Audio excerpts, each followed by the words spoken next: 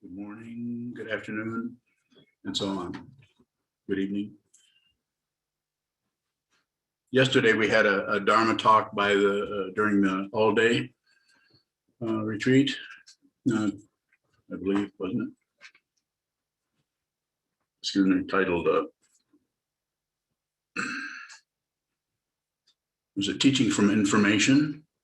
Yeah, so because we're always going to be, if we're doing any teaching at all, there's going to be some information, and that's good. And then the title of today's talk is Talking or Teaching from Realization. Quite a bit similar, but also difficult to actually point that out or say, well, this is what it is. If you teach for information, this is this, but if you teach from realization, then it's some totally different thing. Not exactly. If it was that simple, we'd just start teaching from what we realize. And so one can teach from information. You can teach your whole life, especially if it's a mundane project of how to cook, how to sew, how to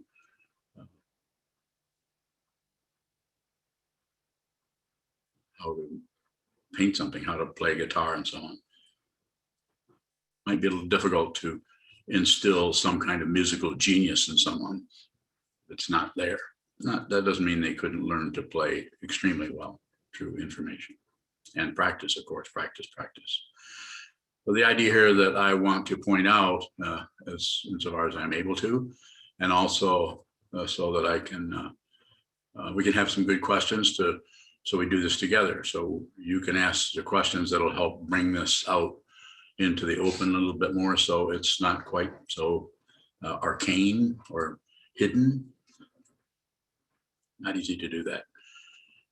So as I believe I talked about yesterday, we have the Four Noble Truths, the Eightfold Path, the 12 Links, the 6 realms, the 3 realms, and so on, and 5 skandhas. And we use those structures to help understand what the nature of how consciousness actually functions and works, what dependent origination is. This is because there's such an incredible seduction right in front of us in all the 6 sense fields all the time. Excuse me. The seduction is so powerful that it's just, you could say it's kind of a default, or it's much easier just to believe in that and disbelieve it. Well, that's working well, but that's terrible. So to immediately judge something based on relative truth and what we see is happening or we think is happening, and in order to advance this person or protect, there's a lot of fear involved here. If someone is really afraid and is covering up that fear, they won't even know they're afraid, because relatively you can be very successful at covering up fear. You can be very successful. You can do it with drugs. I got a few favorites. I don't use those. Well, coffee, I guess I do use. What am I covering up with coffee? Let's talk about this guy. What are you covering up? Everybody's covering up something, but it's not about stopping that. It's not about not covering it up. I say this over and over in so many ways. It's about being aware of it. Then there's respect for dependent origination, because if you try to use a strategy to do it, including meditation, you might be relatively successful for 30 years in covering that up and feeling like a pretty good, pretty clear, pretty on top of things meditator, pretty much know who I am, know who everybody else is, quite ready to tell you about it. But realization may be shunted away or pushed away or kept down or covered up. So teaching out of relative truth or out of information is very simple. We proceed along and we teach, and we realize as we're going that we're talking about a transcendent path, a spiritual path, not just a mundane path. That being said, the mundane path is very important. We need to have meditation. We need to have the instruction. We need to have the common structure that I talk about all the time and was talked about long before I got here is the Buddha, the Dharma, the Sangha, a person who can teach, not just information. If they're teaching information, they're probably going to get upset with you because they can't control you. Or you might get upset with them because the teacher with the agenda of trying to help you is trying to apply this teaching to you. The teaching may be true, your difficulty relatively, and the student may be having relative difficulties, but the teaching person, he, she, they, who step into your karma and try to correct you based on their relative understanding of what is happening to you, they may help you, but might not help you. You need to liberate yourself. The teaching person, I don't care how much they talk about direct pointing and all of this, you have to do it. You might want to listen to the teacher, might want to study the teaching, might want to relate to the Sangha, especially those parts of the Sangha called human beings that you don't like, or that you have aversion to, or that you think are wrong, or not a very good sounding member, however you want to characterize it. So teaching out of information, as I talked about yesterday, is not so easy because you still have to know all of that. You have to understand it. You have to understand the 6 realms and how those function. You have to understand the 5 skandhas of form, feeling, perception, memory, concept, and conscious. You have to understand that so that you can talk about it and you can help others. And you understand that by, of course, by applying that to yourself and to your own life and to others.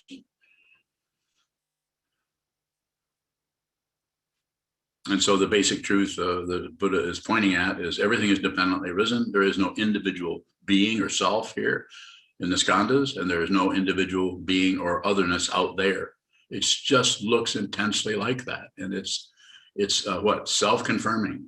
It confirms itself over and over and over. It's called samsara. It's circular. You only see the part of the circle you're on. If you see an entire circle, it might be a different situation that is happening with you. So everybody that is teaching out of relative truth, out of the, simply put, just say the 3 poisons: passion, I want it, I should have it, I need to get that, I need more of that. It could show up as greed or lust or just a soft desire for something else. It could be very soft. It doesn't have to be intense. And it is not about, I'll start before I even talk about the other 2, it's not about getting rid of anything. You try to get rid of something, what's happening there, that's one of the modalities that the self-centeredness, the ego, operates under in order to preserve itself.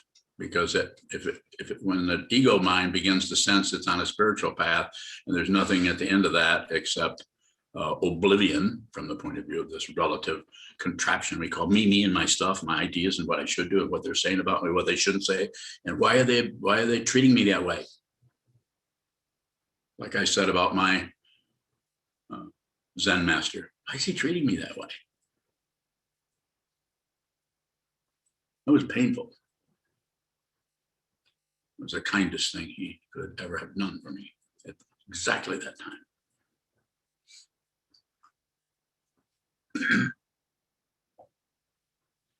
So the relative situation, when we get into questions, so I'm happy to respond to any part of this insofar as I'm able. But the ultimate situation, you're not teaching out of information. What are you teaching out of? What am I teaching out of? What is a realized being if they're functioning as a teacher? Are they teaching out of a credential? Are they teaching out of, well, look, you have to believe what I'm saying because look, I'm a transmitted priest. Whoop-de-doo. Some people function that way. I'm seeing myself in that down there, and I'm very, very vain. I don't want to look like a bad transmitted priest. It was off balance.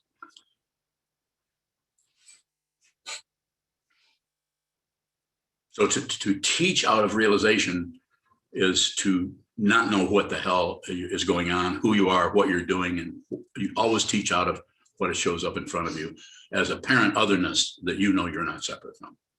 So I sometimes say to all of you, ask me the questions. I can't wait to hear what I have to say about that.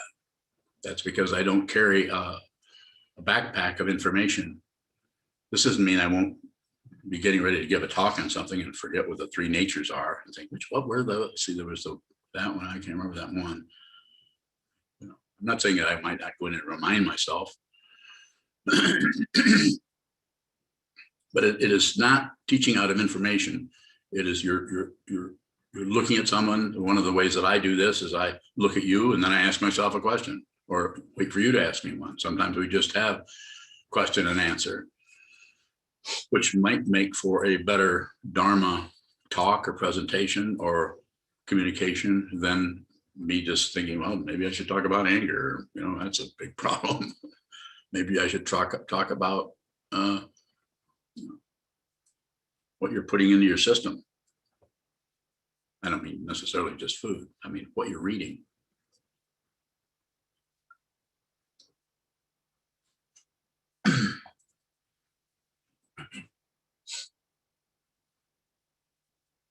So the sense of talking out of realization means that you're talking out of what you see.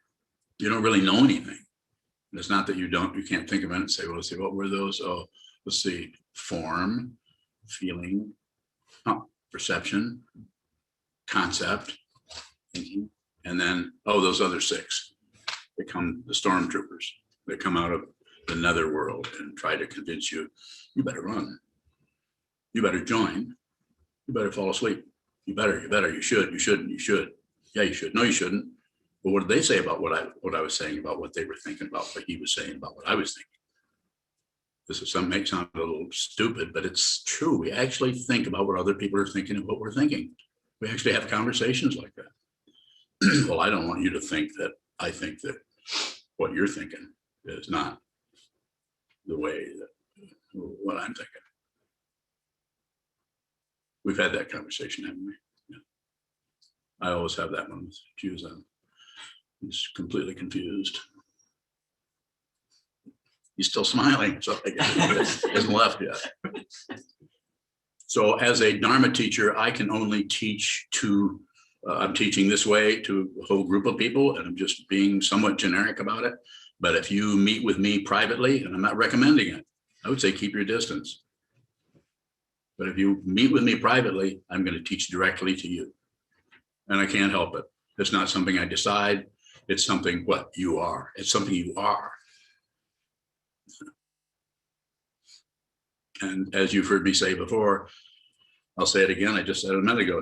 Don't come this way unless you want this. If you don't want this, or you think this is well, that teacher is saying this, saying that, or do whatever you want to do with my blessing if you need it. But if you come this way, I can't soft pedal anything. I have no say so over anything. I have no control over anything.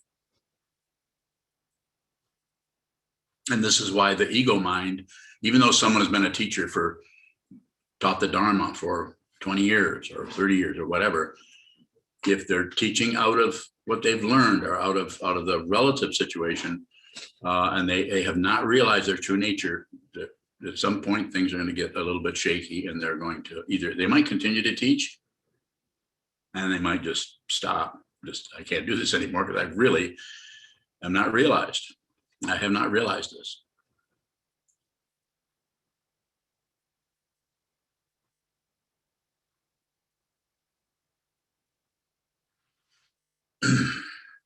So teaching out of realization, I should say a little bit more about it since I asked for some questions,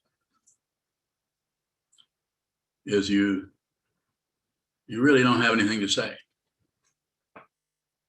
but you see people suffer, you know that how difficult it has been for you, and you feel like if they could just understand a little bit of who they are, that might be helpful to them. So then, therefore, with their permission, proceed to teach them. But it's not exactly the way the Zen tradition, ancient classical Zen tradition operates, although I had one of those teachers, and it's not the way the Tibetan tradition operates. I had one of those teachers. I'm not like either one of them, nor am I different. I'm not like either one of them, nor am I different.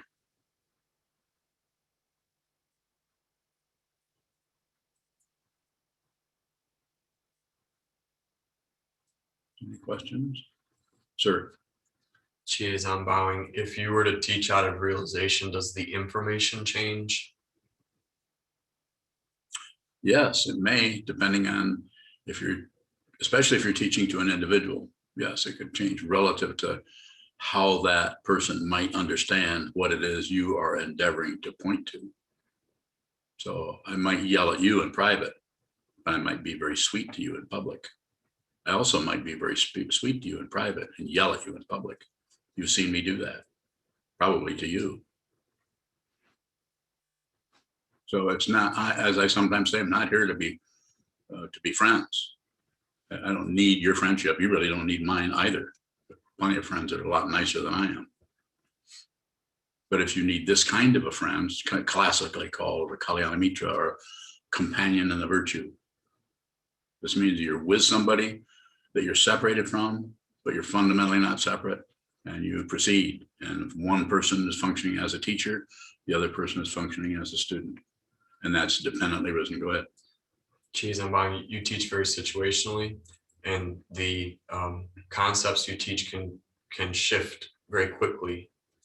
When we're receiving your teachings, traditionally we would receive information and store information and say, I have that information now. Is there a way to receive teachings that are intended to be situational?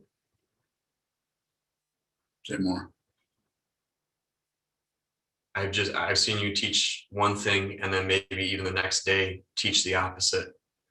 So if I were in college, that would be a problem because I need to know what the right teaching is. Mm-hmm. And I'm wondering, when you are teaching situationally, meaning it doesn't necessarily mean that is the truth always. How do we work with or receive a situational teaching? Okay, so you just described it. What you would do in college is you get out of there. You think, if this isn't getting anywhere. There's a consistent scientific proof for this or this or this. And to some extent that shows up in the Dharma and the Sangha, but there are different schools who think of emptiness differently. That's an ultimate kind of teaching of the Buddha's Dharma, and there are people who interpret that differently. So there's still warfare of some kind.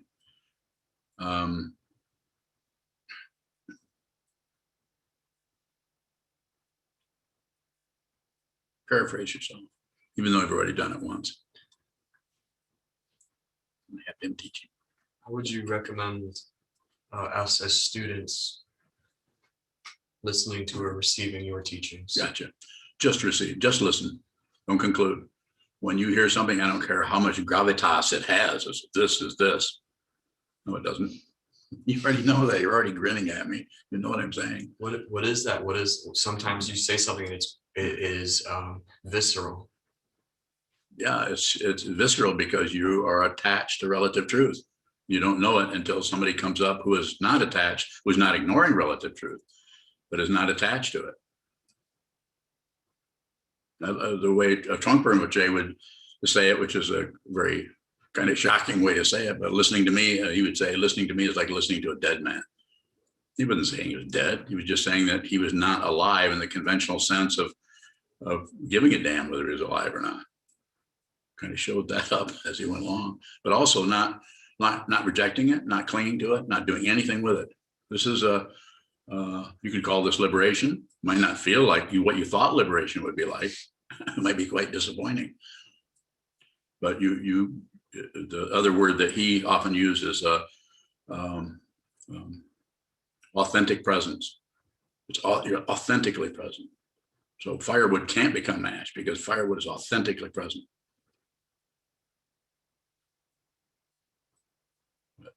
Cheers, I'm bowing. Is there a way as students we can practice communicating with the situation instead of at the situation?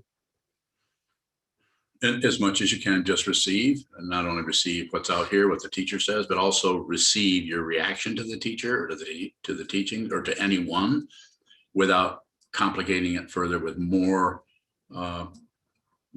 rotation around that, trying to find the right angle, just receive. Whatever shows up, it's yours. No matter how good it smells, no matter how bad it smells. It's just receive. And so what's difficult about that is going back to your example, if if the teacher says one thing one day and the next thing the next day, which is what you were characterizing, just receive that. You're actually, you're getting point and count instruction. Yes, the teaching person, he or she is showing you what it is by living it. And that doesn't mean you can't sit and talk about how to peel vegetables, and then go from that to talking about, gossiping about somebody. Not exactly gossip if you're talking to the teacher. Teacher might be listening to you.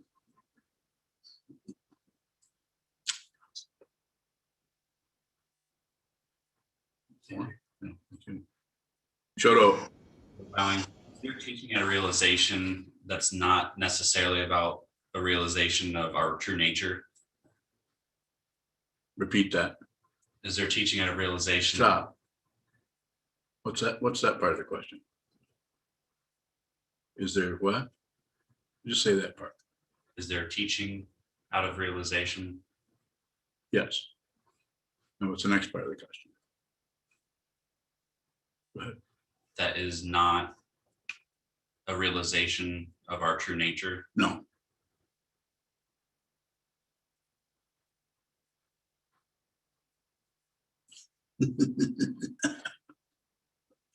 Now ask me the whole thing. Is there teaching out of realization that's not from a realization of our true nature? Yes and no.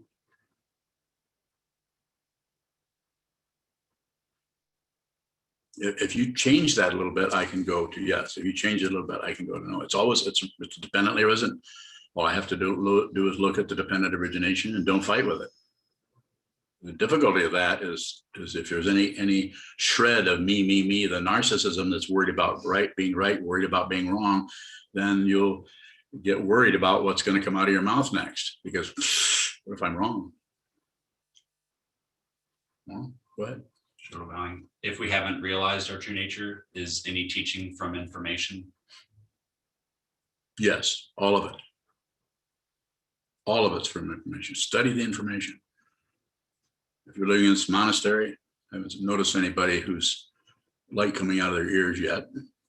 But if you're just study the information, study whatever, since you have a connection with this teacher, then study what this teacher is presenting. Don't read something else, not that there isn't valuable stuff somewhere else, but it just makes it complicated because it comes through the personality of the person who's teaching. Kobun Roshi, Chogyam Trungpa Rinpoche were two very different teaching styles.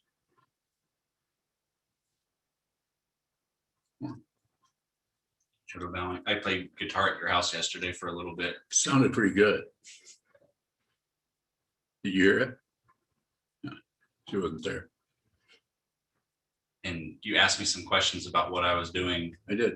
And did it seem nosy? I don't think so. Go ahead. But I didn't have like a conceptual understanding of what you were asking me about. And I was wondering if the responses I had from experience of playing guitar was still a kind of information. Yeah, it was information. I was asking you about the beat of that. I was asking you about that. And I was asking you about the so-called melody and that other area that seemed to be kind of not sure if it was some kind of solid platform or something moving back and forth there. It was very good. It was something you were inventing. It was good. Not a compliment, just a description. It was interesting to listen to. More? Question? Kevin Bowing. I have one here, Kevin, and then I'll come to you next. Go ahead, Junchu. Junchu Bowing. Sometimes people will use the language of internalizing information or integrating it. They have maybe a deeper understanding of that. How is that different from teaching out of realization? You don't really internalize anything. You don't do anything with it.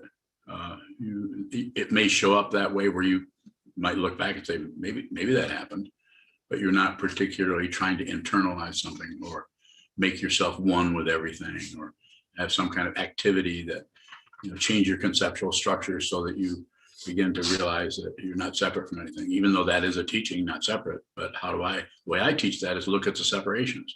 Don't look at some kind of imaginary, not separate thing, some kind of idealization of it. Even though that's taught in some of the sutras are very idealistic. They just go on and on and on.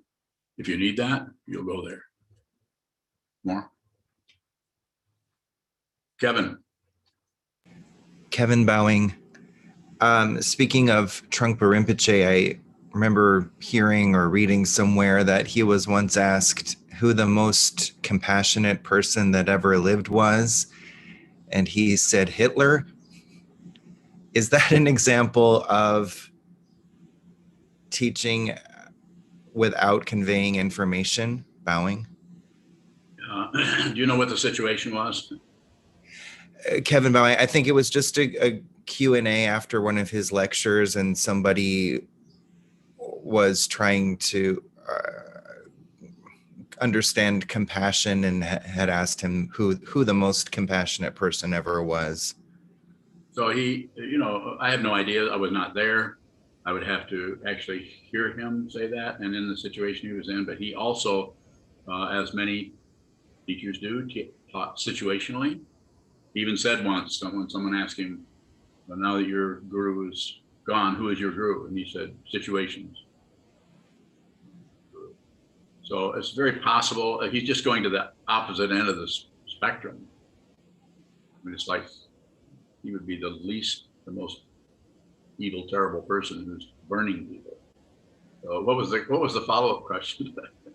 I don't know. I'd have to try to find it again. I guess my question then is, in a situation, I mean, who knows what he was doing or thought about that, obviously, and I could see how it was maybe an attempt to thwart the preconception about compassion or what have you. But the question is, so in the case where the teaching is not informational in terms of something to learn as or write down, as Chiazan was characterizing it, is my emotional reaction then the teaching?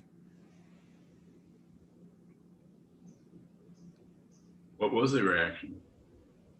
Well, my reaction hearing that is to like recoil or to feel like somebody's going to get in trouble or wanted to defend or justify or contextualize or make sense of a crazy answer. Yeah. Sounds right to me.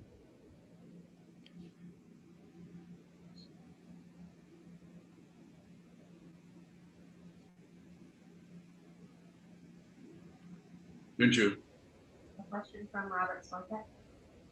Yes. Is there a texture to counter intuition? A texture to counter intuition. You mean to go against it or to encounter it? He didn't say N, did he? Counter. Texture to go again.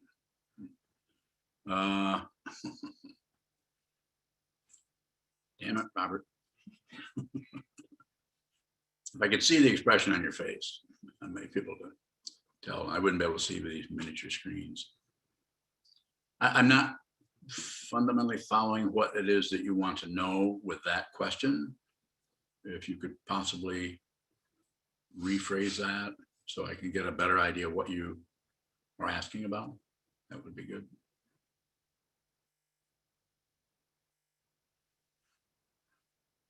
You're going, go ahead. You. Should we be cautious of the input to our system? Should we be what? Cautious about the inputs to our system? I wouldn't say cautious, but just observe that. Just watch what's coming in. Watch what you're reading. Watch what you're bringing in. Don't do anything with it. I'm not saying don't listen to something or don't hang out with somebody necessarily, but just be really aware of that. And then any caution, if you want to use that word that needs to come up, will be more aligned with all the dependent origination, that you're aware of what's coming and what's going. More?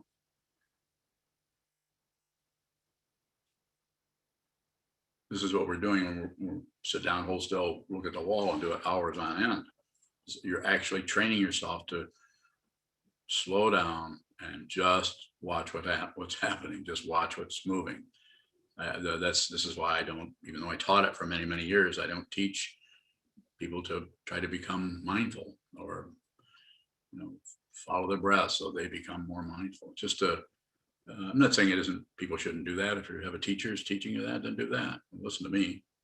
If you're listening to me, I say, sit down, hold still, radical, just watch what moves. And each person will have a different kind of experience or understanding of what that is. And with some people that I've talked to, it becomes actually a little easier to do that rather than following the breath. And some people it's more difficult, but they're more, it seems more important to do it that way. So it varies. And the people that don't want to do that, I don't hear from them again. They go away. So by doing that, you might find yourself just naturally or spontaneously just eliminating certain things without some kind of thought about that's bad for me and you need to stop doing that. So this is good, this is bad. And again, it's not that relative truth doesn't work. Relatively, it's fantastic. But relatively, that's why we might end up destroying the planet, because we're ignoring the very relative situation. It's so obvious, the whole global warming, trying to switch over to stuff like cow farts are polluting our atmosphere. I'm being a little silly, but there are people who say that. It's an astonishing thing when compared between a cow and the exhaust of a tractor trailer. Yes.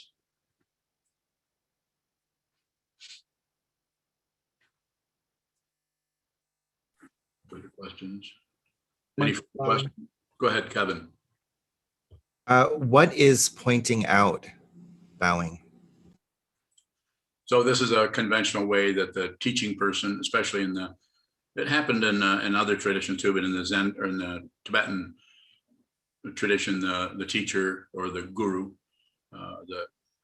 whoever it was, the teaching person would directly point out the nature of reality to the student if they're ready. If they're ready for that, you can't just say everything is dependently risen. Well, that's what the Buddha did. But look, it's still with us. That teaching is still here, but you have to see that directly. And the way in which that's seen directly is to see the way you keep covering things up. You have to look at all the quilts and the blankets and the canvas stretchers and cement blocks and lumber that's on top of reality. And those are your ideas, your opinions, your judgments, your evaluations, what you think of your neighbor, what you think of yourself. The addition, what you think of something. I think this about that. Lots of addition and subtraction going on there. And so we need to simplify that situation. And then if we simplify it and we come and we actually observe what the teaching person is doing, what their functioning might be pointing out to you. They might actually respond to you or say something to you in a way that helps you see between the Venetian blinds of your ignorance. See between the cracks. There's some light behind there. What am I afraid of? Or you might say, why am I afraid? And those are circular. Even a what question there is circular.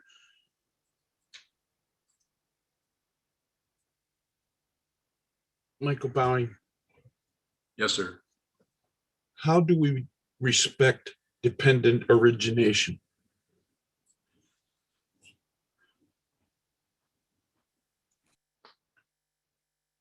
So an action that you can take is to see the way you keep concluding and doing away with the truth of the Buddha's direct pointing. Everything is dependently arisen. No thing comes from its own side as a separate identity or person. It is an illusion. And the whole 10,000 things or billions of things are not other.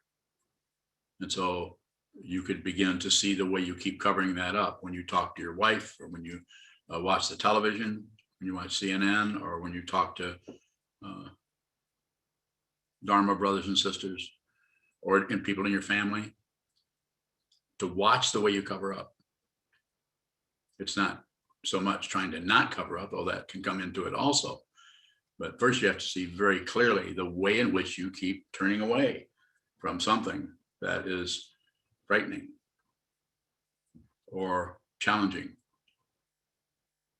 Or it may have even more armor on that, on it than that. It may just look like, well, that's wrong. That, am I going there? Well, I don't know. I don't know why the hell they're doing that.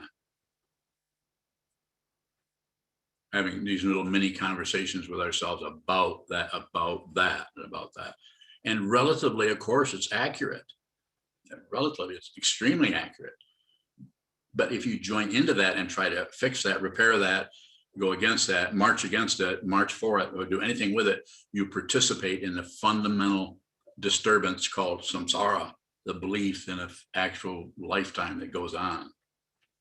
And we're not going to die. We got some time yet. We're going to die. Yeah, we will. We just had a very good friend in our Sangha die way early. The total surprise. Just suddenly, he's gone, he's gone, he's gone. Massive heart attack. Death comes without warning. It's not a threat, it's just the truth. So find out, but before this body-mind complex that we call me and my stuff, my ideas, my opinions, my beliefs, my disbeliefs, my irritation with the next door neighbor, their irritation with me, before we conclude something about that, we've got to do that, or we've got to do something else. Do less, and do the profound and gentle and noble form of doing less. Sit down, hold still. Respect dependent origination as it shows up in your own mind. Don't push it, don't pull it, don't shut down on it. Just observe what comes and goes until you see the truth yourself. I'm just here to badger you about it. You could say, well, are you pointing out? I don't know. Why am I not? I mean, I can just say, there isn't anything else. You're looking at yours. I've tried this several times. Years ago, I used to say, I don't see anything else. I just see myself everywhere. Didn't I say that? I stopped saying that because then I got a bunch of really bad letters telling me how I'm transcendentally narcissistic. Remember those letters? That's because I'm lying. If you see what the truth is, you can never lie. And yet every word out of your mouth is a lie because it's dependently arisen. Liberate yourself. How do you do that? See the chains. See with whoever it is here. I can name any one of you, Kevin or Yume or Julie or anyone here. See, your particular way of shutting down is going to be completely unique. That's why they're just, as they say, one shoe fits all kind of thing. You can't do that. In ancient times, this is how they would do it. Everybody has to do this. Everybody does Shikantaza, or everybody does Zazen, or everybody does it. Everybody does the same Nandro practice or sadhana practice. Have to do that a little bit, but at some point it becomes extremely personal. The personal part is facing the wall.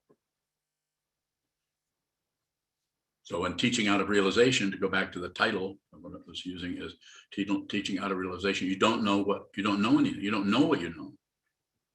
You're not. When this began to start showing up in this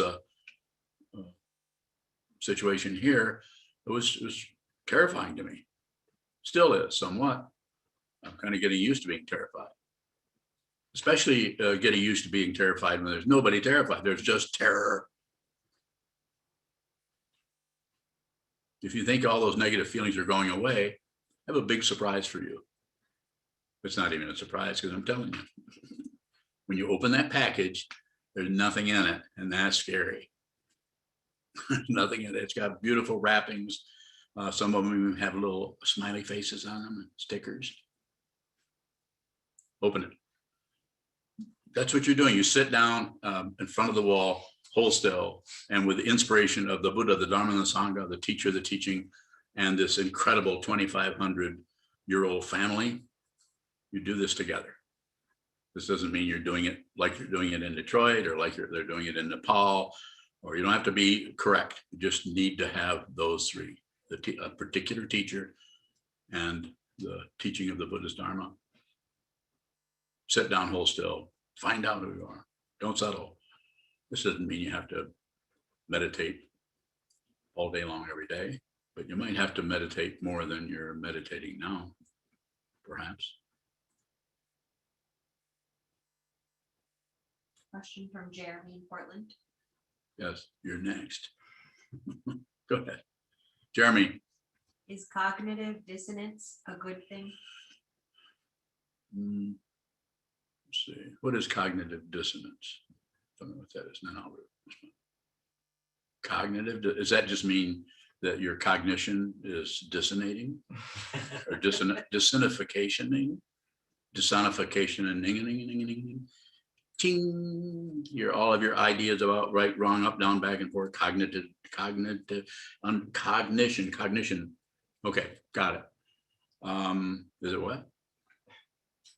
A good thing. Yeah.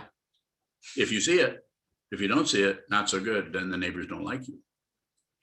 Because you're cognitively dissonating. But if you see that there's some kind of disruption in that, in the scrim of your mind, the continuity that you've created as me and my life and my thing, my education, my family, the good things that are happening with my brother, and the difficulty I'm having with finding somebody who can repair the garage roof and actually stand behind their work. It's just on and on and on. It's all about awareness. It's never about a conclusion. If you see what this is, there's nothing to conclude. That's why it's so damn disappointing. You actually are not separate. It's not some kind of fancy woo-woo feeling. I feel so at one with everything. I'm not talking about that kind of baloney. That being said, it doesn't mean that you won't actually resonate and see how incredibly not separate everything is. This is called the spiritual path. And realization right now is the realization when the body mind drops, the same realization is there. You can't lose what you are.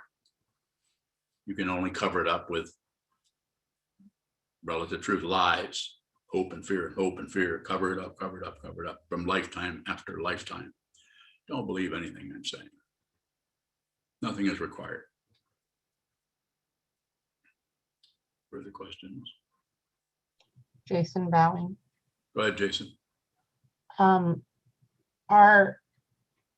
As humans, are we all teachers to others? Like at all times? Well, if you have to have a student, so if someone becomes treats whatever you're doing, no matter how horrible a husband or a wife or a friend or a neighbor or a parent you are, if that person, no matter what you're doing, if they can be a student to that, then it's a relative situation, then you're a teacher. So if you're a student, if you just become a student all the time, then yes, the whole world is your teacher. But you may have to actually meet a physical, human, warm-blooded teacher face to face before that person can introduce you to the world as your teacher. You have to see that. You have to see it, but you can't just suddenly intellectually, conceptually, well, I think I'll just make everything my teacher. I know I'll just be a student 24/7. And I'll actually tell people everything is my teacher. You're my teacher. This is baloney. Don't do that. Just receive. You may not even call yourself a student. You may not call anything your teacher. You have to be very careful of naming and positioning. So, I've had people come to me and say, even tell me, they don't have to tell me, I can see it. The whole world is my teacher. I say, great, go for it. Get out there and learn. This is when they tell me that they don't really want me for a teacher. They say, I think I'm fine. I think I can study the whole, I don't need a teacher. I don't disagree with them. Yeah, go do that then. I might say, if we got in a conversation, I might say, that's not something I could do. I was certainly trying when I was 30 years old. Further questions? Right. Hondo Bowing. Hondo. yesterday you gave meditation instructions, just before we sat. Yes, And I can't remember what you said, pretty simple, whatever it was. but it seemed different to me. And part of it was that you said to sit in our natural state. Yeah. Something along that line. What do you mean by natural state? Nothing much. You just sit down. It was the instruction was given to people, and there wasn't a lot of time. I didn't want to use up a lot of time, so I think I said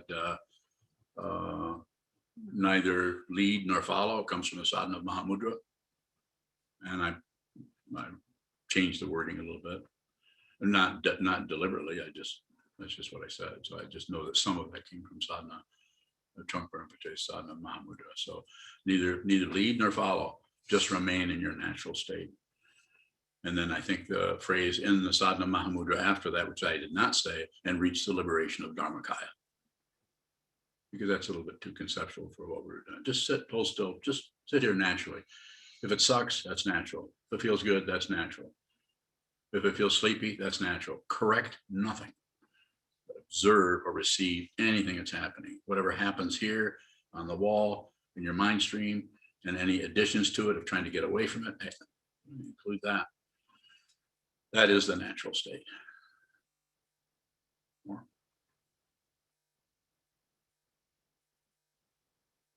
Junchu. Go ahead, Junchu. I'll go to you Hung in a minute. Another question from Robert. Better be a good one, Robert. Can one's own relationships with their intuition lead to a texture of seeing counter intuition? Is there a texture to be observed? The only texture I would like you to observe, since you're asking me questions, is the wall. Sit down, look at the wall, just receive. Don't get into the conceptual idea. Is there a texture that happens to be a texture that is texturalized in this and this? Don't do it to yourself. You already have enough. I know you well enough to know that you're already lost in your conceptual mind. It's not a criticism. I'm not saying, oh, what a bad person. We're all lost in our conceptual mind in different ways. And your particular dynamic is trying to figure things out. It's not wrong. It's just, you're not going to be able to figure this out. You can't do it. It doesn't mean you shouldn't study it and be aware of how you can't figure this out. That's awareness. That's when the ego mind starts to collapse and come apart. But you have to do a lot of it. You have to study a lot. You have to be around other people who are studying this that are not wired the way you are, that give you a hard time just by their presence. Have you noticed? And also have to have a teacher. As far as I can see, I certainly couldn't have done anything without a teacher. I wouldn't be here without Dharma teachers. So less is better. Sit down, hold still, look at the wall. Do a lot of it. Go ahead, Yuhong. Yuhong bowing. Should we have a midway to look at your situational teachings? What? Could you repeat that a little louder, Yuhong? Sure. Should we have a midway to look at your situational teachings? Did you say midway? Yes. I don't think I understand what it is that you want to know about. Midway to look at. What I mean is not conclude, not between the two. Yeah. Don't just note here again. It's not a. So just notice that you conclude. Notice that you exclude. Just be aware. Just be aware. Be aware. Just sit down. Use the body as your anchor. Earth, gravitas, gravity, clothing, eyeballs, ears. This is an astonishing situation if you see what it is. This is very temporary. I'm not saying it won't last, well, in my case, 80 years, but even that's temporary. But just observe what moves. You might even notice that what is moving is trying to figure out what the midway point is or the halfway point, understanding my teachings. You might be thinking about that. You come up with a question. Just observe. Don't conclude. Don't calculate. Don't figure it out. Just receive the teachings. If you read, if you study the 30 verses of Vasubandhu, I mean, try to conclude, try to figure that out. I mean, it's people, we have a whole class on it. I think we're studying Vasubandhu. Very difficult. Yet there's something about that teaching that keeps sparking some aspect of the consciousness that is very lonely and wants to know what this is. Sometimes this is called inspiration. Sometimes it is called bodhicitta, or the mind of awakening, where you hear a teaching, you don't understand what it is, but it's reaching some quality in your consciousness that is saying, I've got to know more about this. I have to know more about what does this mean? Everything is dependent on the arisen. What does it mean that everything you see is not separate from that which is seeing it? Subject, object, simply put. Not separate, separated, totally separated, but ego uses that separation to try to get some kind of control or some kind of dominance over something else. Safety, a relative kind of safety, not ultimate safety. I can tell you what ultimate safety is. Ready? Nothing is threatened. That's ultimate. See that who you actually are can't be harmed. I'm not saying your arm can't be chopped off, but you can't have intense pain. Of course, there's nerve endings, but there's no one there. There's just the difficulty, not separate. You Yes, say just receive. Is your attitude of just receiving?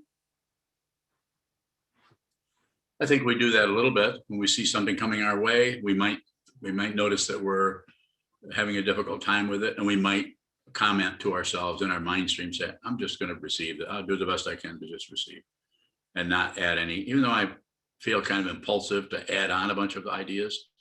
I think you can do that. I think you can. I wouldn't turn it into some kind of a positionality, but you could do it on the spot in the situation you're in, situationally. You notice something's coming your way that you don't really want to receive this. You rather go to the dentist. But you just do it anyway. You could actually, one of the ways to do this on the Bodhisattva path is to be with all things, to save all beings. You might, the difficult situations coming your way, you might be able to, in your life, you don't have to formally take Bodhisattva vows necessarily, but you might just say, I'm gonna give this situation the benefit of the doubt, even though it looks like crap, and I don't want to be here, and I have something else I could easily just say, well, I got something else to do, and I could get out of here. But instead, you don't stay there and take it as some kind of punishment or some kind of proof that you're some kind of a saint or something because you're going along with this person's diatribe. But you might do a little bit of that. You don't have to overdose on it. You can, if somebody's difficult, you don't want to deal with it, and you're trying to just receive, you can do a little bit. Receive for 3 or 4 minutes and then hit the road. So that actually you've not left it completely. You're not also joined it to become some kind of a martyr where at least you're getting up credits because you've stuck with a very negative situation. Ego is looking for that kind of credential. It's looking for the credential that it's really disciplined and really stays with things so that it can be slightly above everybody else, more disciplined than others, more compassionate, more.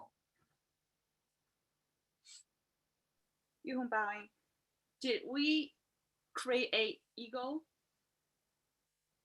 Did we create an ego? Yeah. Yes. And how do I see that is not separate from enlightenment? Just look, very good question. I like that. Just look at it. Look at the lie until you see it's the truth. Look at the lie that I'm somebody until you see that's the truth. You ask me a simple question, I can respond very directly because I know you can't ask that question unless you're ready to hear this. I'm not saying everybody else is ready to hear that. I'm not saying that everyone else actually heard that response in the way you did, but you asked the question and it's a good one. Just look at the ego. Don't get rid of anything. You don't want to get rid of the very nature of wisdom, which is ego.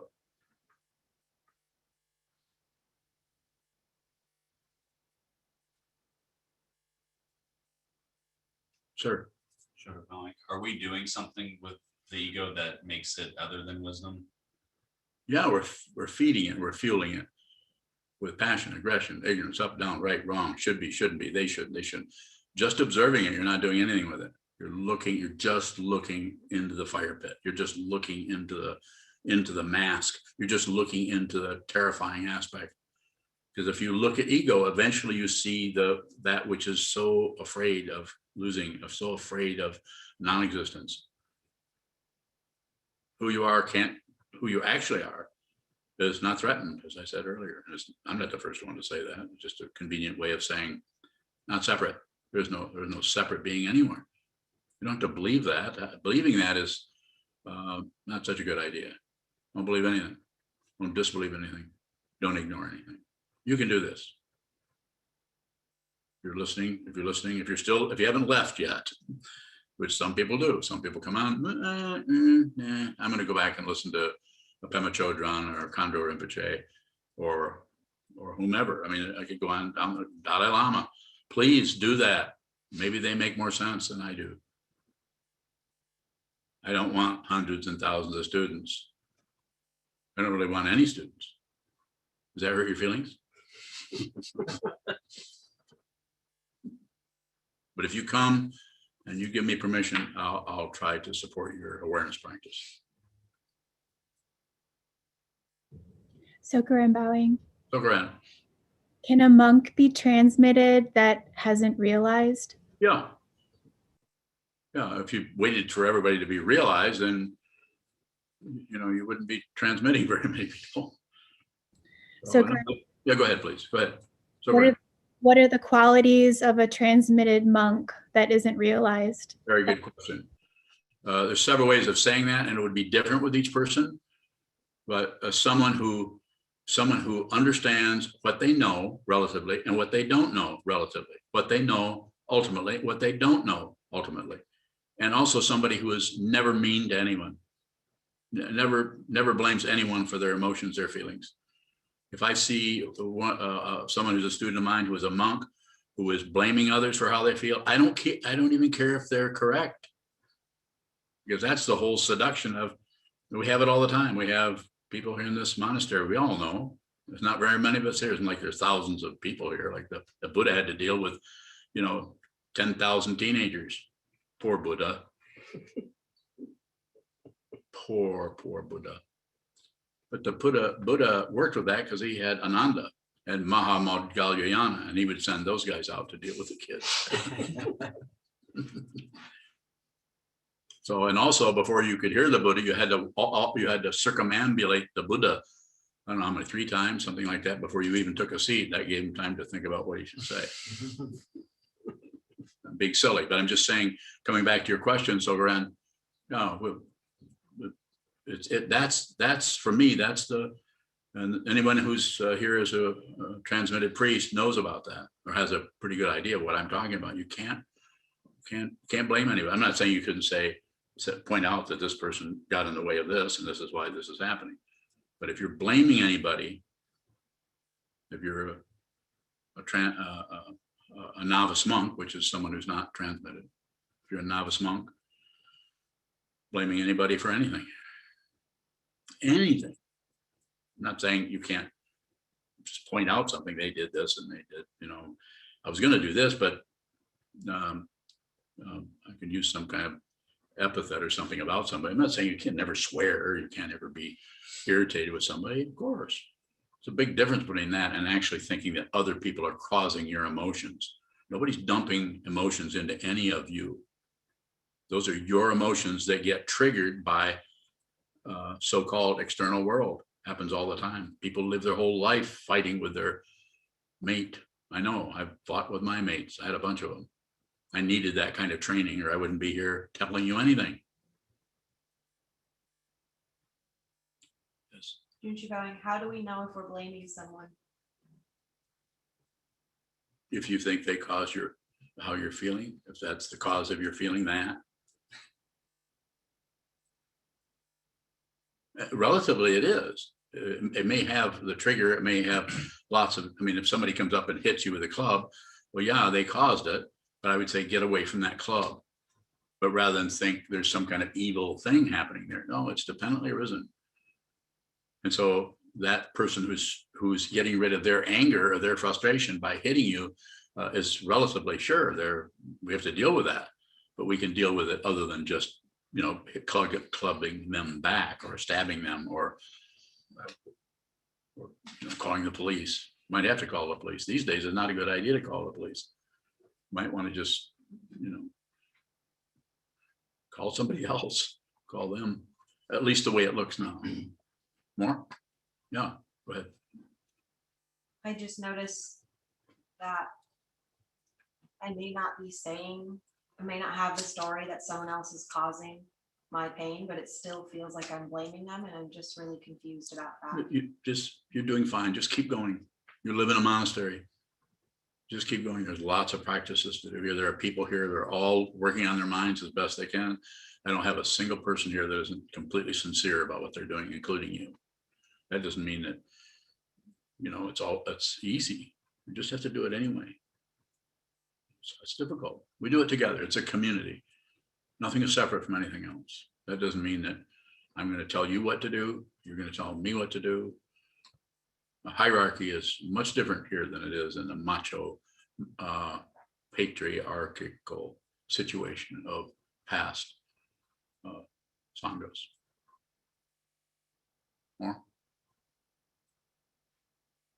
Yuhong, you say don't blame anyone. Is the intention or tendency to blame without acting and responding blaming too? Yeah, very good. I like that. Very good question, Yuhong. Yes. It's just that here's the follow-up to that, is you don't have to change that. That's a misunderstanding. Don't improve, just be aware of it. And then because of the very nature of dependent origination, that will not get any fuel by being pushed on. It will not get any fuel by being substantiated or agreed with. And it won't get any fuel by you distracting yourself or turning away the three poisons. And your own awareness will burn right into that so that it can't continue. That doesn't mean it won't continue for 3 months, 6 months, 18 years. But you have to start somewhere. Start now. We've all been here forever. Here we are again. We're back again. Back again.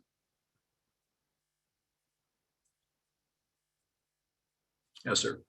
Joe Bowing. In response to Sokuzan's question around transmitting someone who's not realizing. You're not getting transmitted if that's what you're going to ask. Thank you. Oh, you helped him out. That's so great. Yeah, go ahead. Does that distinction between what you know and what you don't know still show up for you? You're getting pretty nosy there. A distinction still show up. Nothing has changed. Nothing has changed. Fundamentally, come and get me. You don't let me get away with that. Joe Bowing. If that distinction is not clear to us, how can we see what we know and what we don't know? Practice. You won't. There won't be a boundary where suddenly you think, now I know. No, you'll just be aware of that. You just be aware of what you know and what you don't know, and you won't necessarily jump to conclusions. This doesn't mean that you don't see that somebody is causing you frustration or difficulty, but you don't went and chew a hole in the carpeting because of it. In other words, you don't overreact over it. You'll relate to it where it's at, and then you'll notice if you relate to it where it's at, it starts to die down. More. Sure, Bowing. If we see that distinction, can we not use those as a position? Say more. It seems like we can conclude that we know some things and don't know other things. I'm wondering if there's a need to move through that. I would say just keep looking at it. Not much you can do about it. You're already you're a monk, you live in a monastery, you practice with the forms, you practice with the other people, other monks in the monastery and other practice residents and so on. Just continue to do that. You're a young guy. What are you, 15? No, you're in your 20s somewhere. Older? A little bit, 31. I didn't forget how old you are.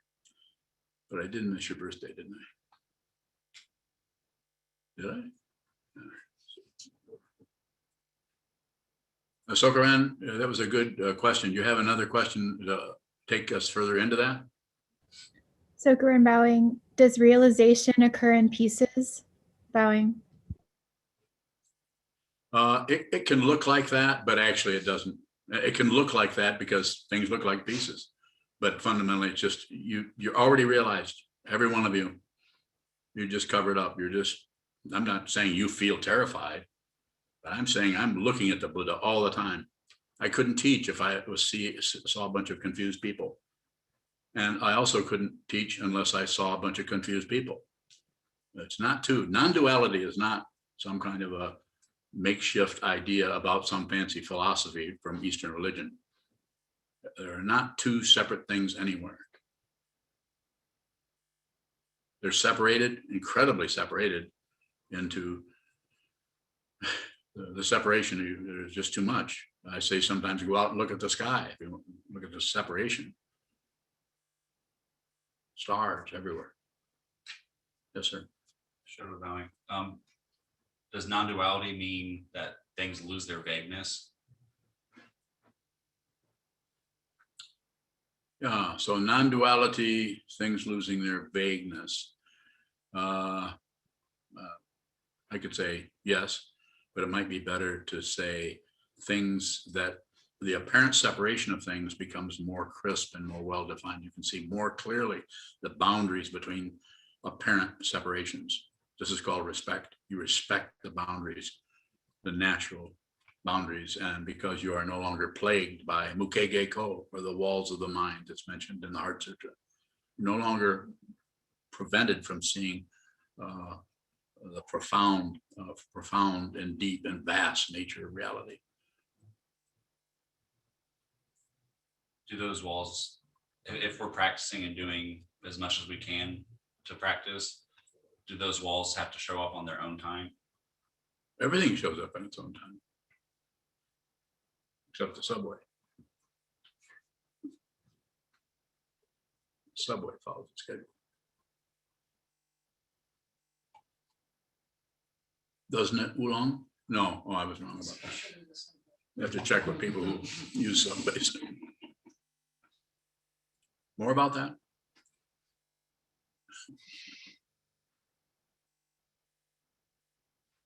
Go ahead. How do we work with like a teaching, like practice, like your hair's on fire, when it doesn't seem like we can do anything more about seeing what's the truth?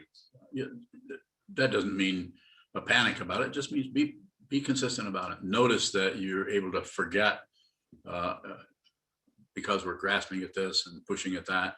We're able to dismiss dependent origination. We're able to dismiss impermanence as not really applying to us. Sometimes people even say, well, we all have to die sometime. No, dying now, always die now. Death comes without warning. That's what that is about, to see that it's imminent. Death is imminent. This doesn't mean it might not be around for a while. Of course, the relative part is, of course, going to be there, but to realize that everything is showing up is going away. Everything that shows up goes away.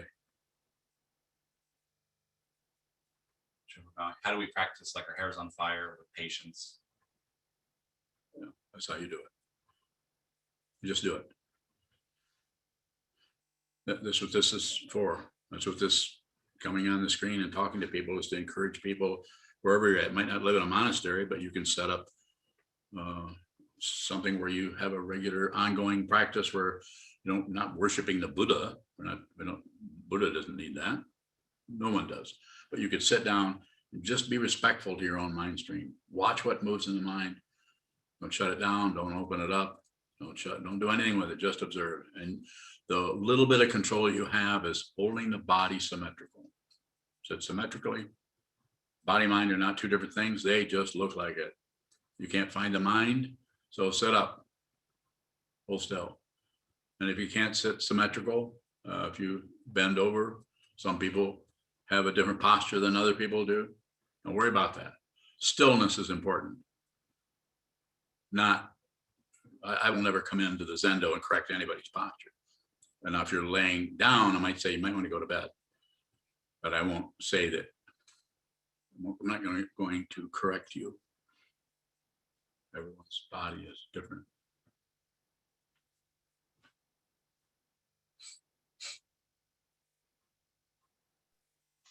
Julie bowing. Since death comes without warning, what happens if we're practicing and training our minds, but we pass from this lifetime before we've seen our true nature?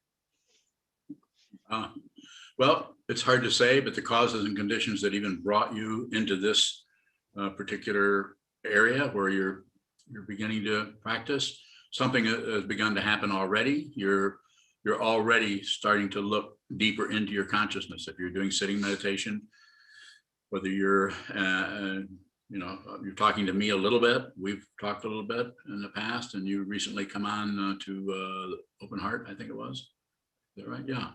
So we just go from here. But everyone is different. If you're doing any kind of practice at all and you pass away, just like our friend Mike Young did. He'd only practiced for a couple of years, but he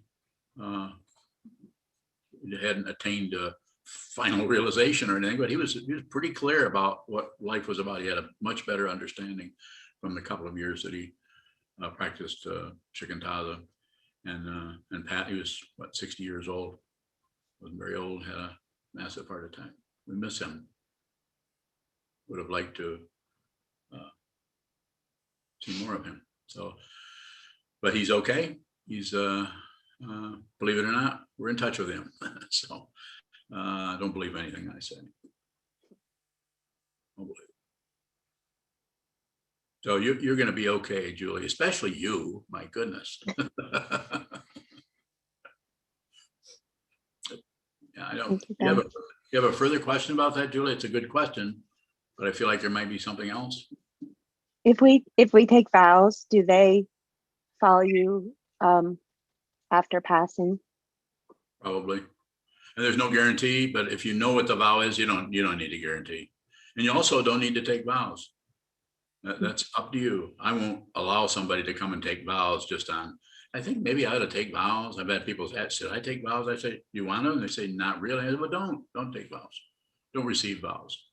Don't practice vows. Just do it without that if you want to. Sometimes taking vows looks too much like joining a club or, aligning yourself with some kind of crazy organization or cult or something like that. So there isn't anyone in our organization that's received vows that has been badgered into it or tried to, or promised anything. So there's a good chance that if you're on this screen and you're listening to me, you've already taken vows somewhere. Maybe not in this particular time frame, but you probably have taken them. This takes a long time. Thank you. Bye. Well, you. A question from YouTube. I don't remember their name, but their username is Spool String. Spool String? Well, sounds like a weaver. Isn't that a group back in the 60s? Weavers? Yeah. No, go ahead, Spool String. I don't care what my name means. Go ahead. Within passion, aggression, and ignorance. Yes. Is the ignorance the division of passion and aggression, being that nothing is separate? Read that again. Within passion, aggression, and ignorance, is the ignorance the division of passion and aggression, being that nothing is separate? It could show up that way, but nothing lasts in that area, so it doesn't stabilize. But it can show up so that it aligns with the conceptual way in which you're asking the question. It can align, but there's no safety there for one who is trying to get away from passion, trying to get away from aggression by stabilizing in ignorance. And I know you're not asking me that, but I'm telling you that. And I don't have anybody else to glare at but Junju. So she's the one I'm glaring at. She's used to it.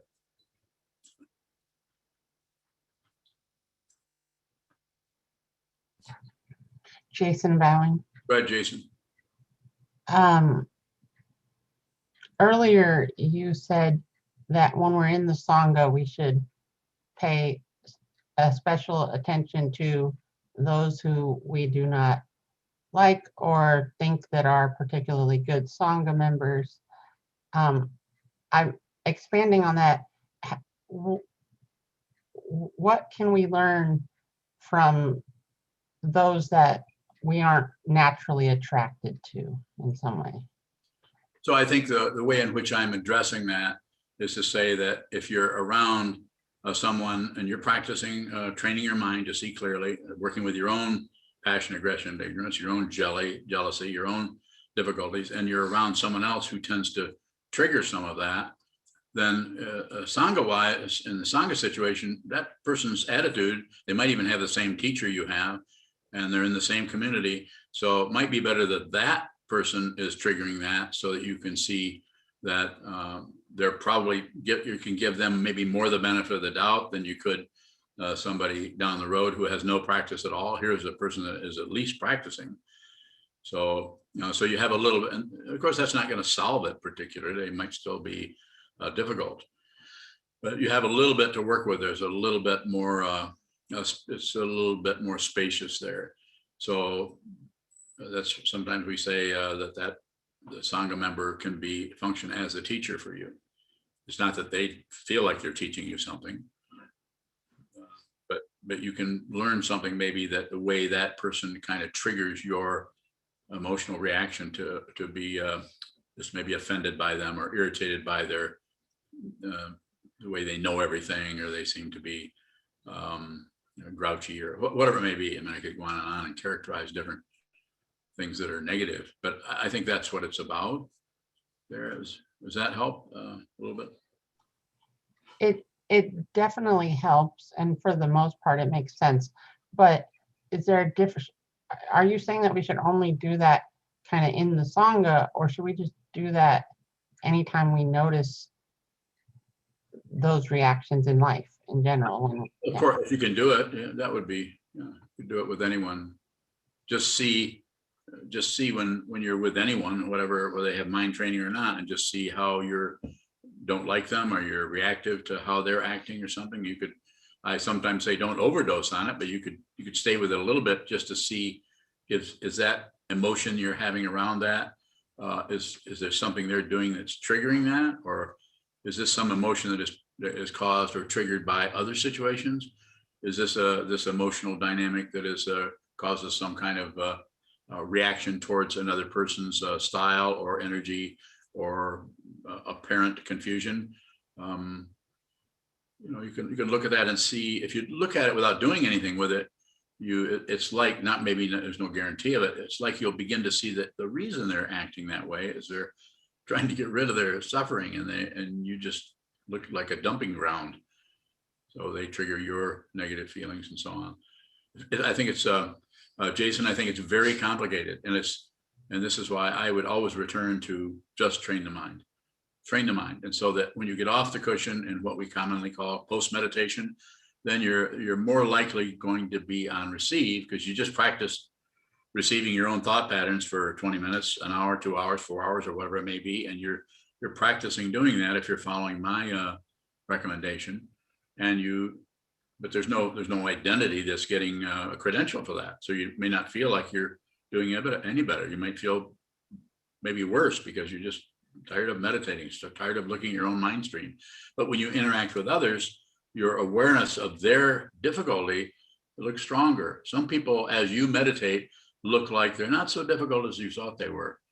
However, your mind might be a lot more crispy and crunchy than it was before, because now you're actually looking at the crap you've been successful at avoiding for the last 20, 30 years. So now you're starting to be responsible for what arises in the mind stream. This doesn't mean you're to blame. Responsibility means that you are able to respond to whatever occurs. And that response may be, as far as I understand, maybe just seeing it, just receiving it, just not blocking it out, not blaming anyone for it, responsible.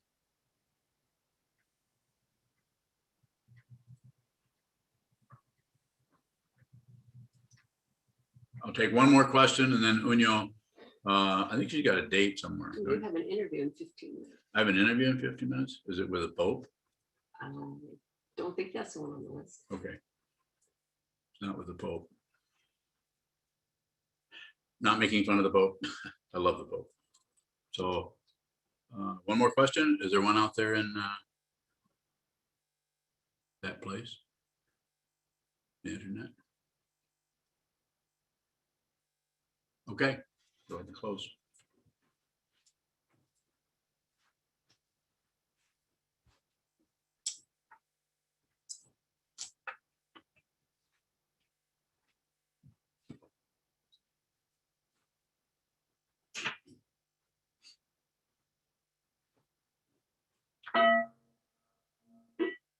May the merit of this penetrate into all places, so that we and every sentient being together can realize the Buddha's way.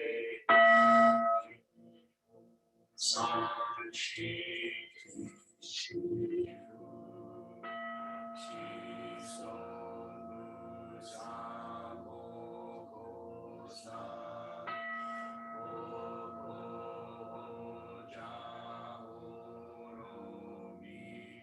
the 10 directions of 3 worlds, all Buddhas, all venerable ones, Bodhisattvas, Mahasattvas, the great Prajna, Paramita.